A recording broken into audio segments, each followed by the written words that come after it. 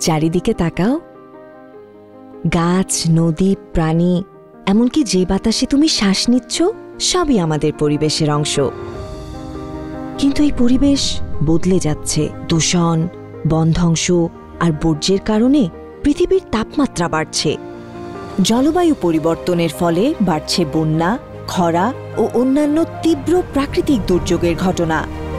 পরিবেশ আমাদের জীবনকে কিভাবে প্রভাবিত করবে তা নির্ভর করে আমরা পরিবেশের সঙ্গে কেমন আচরণ করি তার উপর।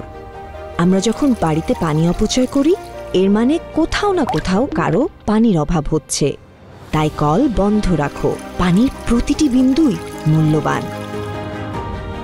একবার ব্যবহারযোগ্য প্লাস্টিক খুব দ্রুত ফেলে দেই, কিন্তু তা পরিবেশে রয়ে যায় বছরের পর বছর। যতটা সম্ভব পুনর্ব্যবহারযোগ্য জিনিস ব্যবহার করো। পরিচ্ছন্ন পরিবেশ মানেই সুস্থ জীবন। নিজের বর্জ্যের দায়িত্ব নিজেই নাও। পুনর্ব্যবহার করো। পরিবেশ আর সাগরকে নিরাপদ রাখো। বিদ্যুৎ আসে জ্বালানি পোড়ানোর মাধ্যমে। বিদ্যুৎ সাশ্রয় করো, পৃথিবীকে রক্ষা করো।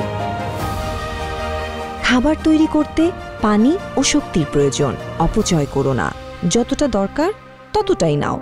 গাড়ি যত কম চলবে দূষণও তত কমবে। যতটা সম্ভব হাঁটো, সাইকেল চালাও, পাবলিক ট্রান্সপোর্ট কিংবা গাড়ি শেয়ার করে ব্যবহার করো। কম শব্দ মানে সবার জন্য শান্ত পরিবেশ। তাই শব্দ দূষণ বন্ধে সতর্ক হও। দূষিত বাতাস, পানি আর শব্দ শিশুদের অসুস্থ করে তোলে।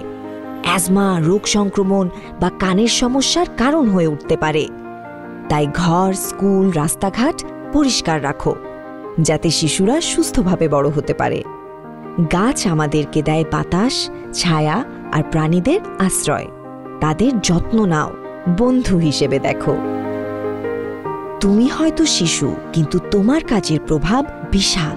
তুমি যত ছোট পদক্ষেপই নাও না কেন, সেটি তোমার চারপাশের পানি, বাতাস, গাছ আর প্রাণীদের রক্ষা করে। তাই আওয়াজ তোলো, শেখো এবং অন্যদেরও শেখাও। তুমি তোমার জায়গা থেকে পদক্ষেপ নিলে অন্যরাও তোমার পথ অনুসরণ করবে।